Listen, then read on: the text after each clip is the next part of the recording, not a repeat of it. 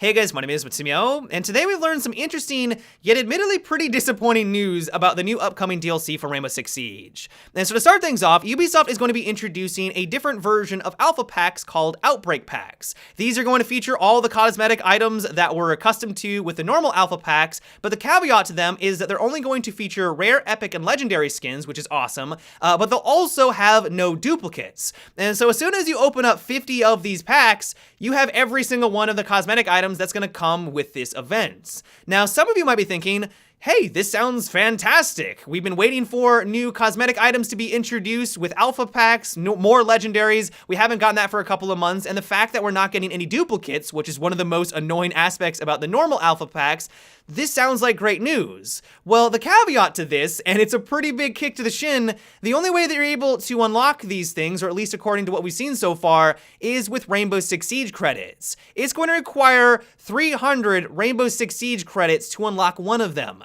If you do the math, that's more than $100 to get all of these cosmetic items. Now, I know some people will say, hey, it's just cosmetic items, it's not going to affect the gameplay, and that's absolutely true. But at some point, we have to say, when is enough Ubisoft? They're not just triple dipping when it comes to different ways they've monetized Rainbow Six Siege. They've even pushed it a step further where it's now 4 or even arguably 5 different ways that you can spend money in this game. You have to buy the game outright, which they're making some changes to as well, which we'll get to here in a second. There is the season pass. There are the different Rainbow Six Siege credits. They have the digital store where there's, for some reason, certain skins that you can't buy with Rainbow Six Siege credits, so you can't use the money you've spent on Siege credits to buy those certain skins, and now they're introducing the Outbreak Packs. And while I'm sure some people will accuse me of overreacting because, hey, at the end of the day, these are just cosmetic items, but for a lot of people, me included, they care about cosmetic items. This is one of the great things I love about Rainbow Six Siege, is being able to customize my character, have that shiny new skin. It's one aspect that I love about video games, and to put this not just behind a paywall, but an RNG paywall really rubs me the wrong way. I think that gets to the heart of the issue with it. In the past, if I wanted a specific cosmetic item, I could buy some Rainbow Six Siege credits. It would cost me maybe $5 to $10 depending on the rarity, and I would be able to buy it outright. Now though, with this new system, if I want one specific skin from this event, I don't know how much money I need to spend. What if I get incredibly unlucky?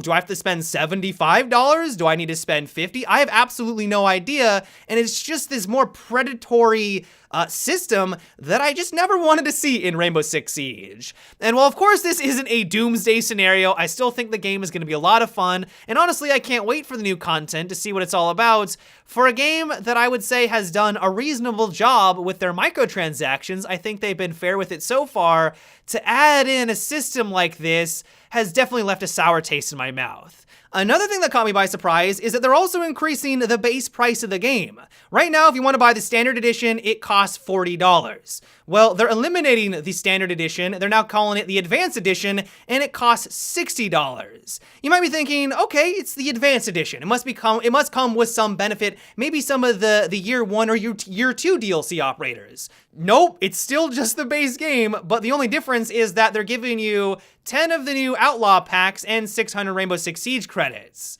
I have to ask the question, why are you going in this direction? Not only is this a $60 price tag on your, 2-year-old game, but are you trying to incentivize people to buy the starter pack? I never recommend anyone buys the starter pack. Like, are you making a lot of money on the starter pack? Because that's the only thing I can think of for why you're doing this. Or you just think that Rainbow Six Siege is doing so well right now and people will fork over the money. Regardless though, this is disappointing. I would rather there just be the standard edition without the cosmetic items so that when I recommend Rainbow Six Siege, I don't have to be like, hey, yeah, spend $60 on this 2-year-old game.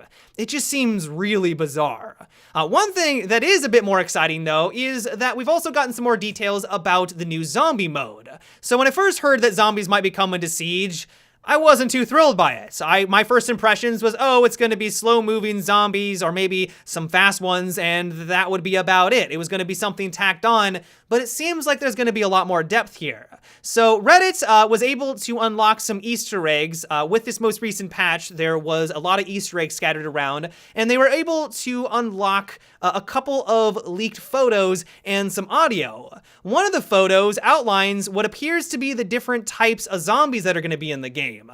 There appears to be a gigantic behemoth, the normal standard slow zombies, ones that are crawling on the ground. Like, there's a fair amount of variety there. And so if they're able to pull this off and give us the kind of variety that we would expect, you know, from a full AAA zombie game, but in this small little event, even if it's just self-contained, even if it's only on like 1 or 2 maps or however it's gonna work, that could be really fun to play with a bunch of friends. And so in general, today has been a bit of a downer. Now, I do want to mention that there will still be the normal kind of cosmetic items that we're used to with each DLC. So if you want to have the seasonal skin, I imagine they're still going to be there. Like, there's still going to be that variety that you're going to be able to buy with Renown, but I just wish that they handled this a bit differently. But yeah, guys, that is about it for today's video. I hope you enjoyed. Let me know what you thought about what we discussed today. Are you disappointed like I am? Could you not care less because they're just cosmetic items? Let me know down below. But yeah, until tomorrow, have a good one and take it easy.